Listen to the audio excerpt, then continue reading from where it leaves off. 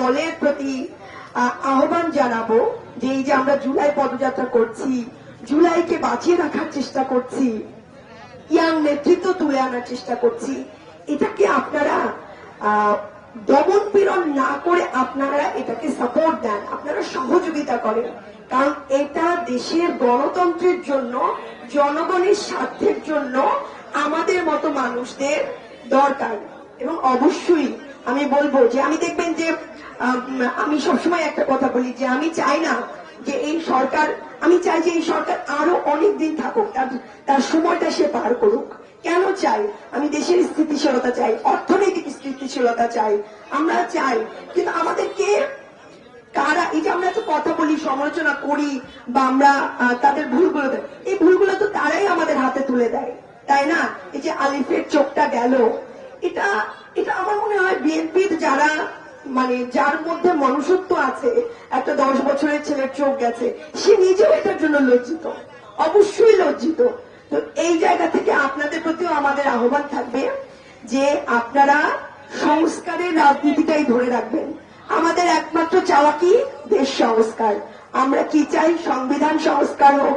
এই যে পুলিশ ভাইরা, পুলিশ ভাইদের কিন্তু আসলে আমরা অনেক সময় রাগ করি যে ভাইরা কেন কিছু বললো না, আমাদের উপরে আঘাত আসলো, কেন কিছু বলবো না, কিন্তু ওনারা তো হুকুমের গোলাম হয়ে যায় একটা সময়। হুকুমের মানে ওনারা তো, আমি বলি ওনাদের কিছু করার থাকে না, ওনাদের হাতে কিছু থাকে না, ওনারা চাকরি করে। সিস্টেমটা এমন যে ওনাদের ওই কথাই শুনে চলতে, এটা শুধু পুলিশের জন্য না, এটা কিন্তু ওই যে অ্যাডমিনেও এরকম। আমরা এই সিস্টেমটার পরিবর্তন চাই।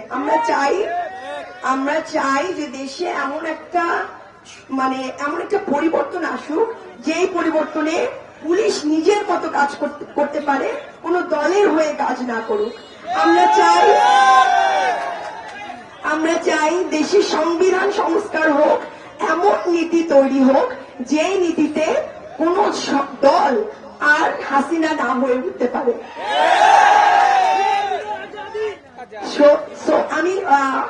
আমি আজকে একটু মানে বোঝানোর মতো করে বললাম যে এই জায়গাটা আপনারা মাথায় রাখেন যে আমরা কয়েকটা জিনিস চাই।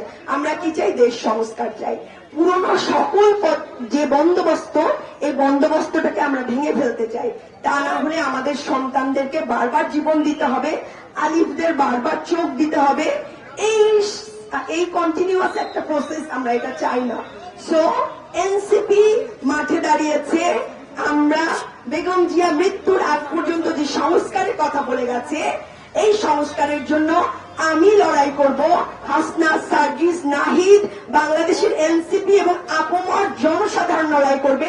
বিএনপি যদি বেগম জিয়ার আদর্শ ভুলেও যায়, বেগম জিয়ার সংস্কৃতি ভুলেও যায়, আমরা সবাই মিলে তাদের যে সংস্কারের গল্প, যে সংস্কারের কথা জনগণের মাঝখানে পৌঁছে দিব। এবং দেখবেন একদিন বিএনপির যারা সংস্কারপন্থী, তারা একদিন ঠিকই আমাদের সাথে এসে আমাদের কাঁধে কাঁধ মিলাবে।